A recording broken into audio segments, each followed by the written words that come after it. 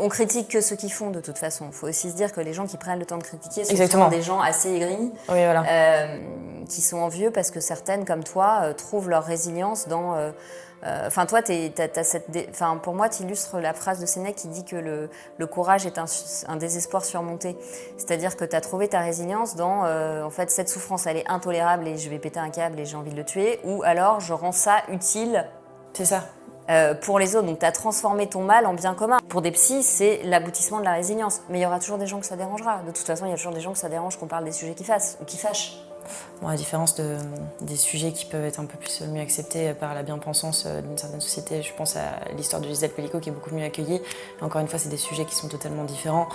Et ça doit bien être accueilli, mais je pense que mon histoire doit aussi bien être accueillie. Enfin, je trouve que c'est dommage de devoir mettre de la politique dans tout ça à chaque fois, tout le temps. C'est ça qui est tellement dommage. De toute façon, pour un psychothérapeute, il n'y a pas de hiérarchie à mettre, en fait. Malheureusement, le mal peut prendre 1000 visages.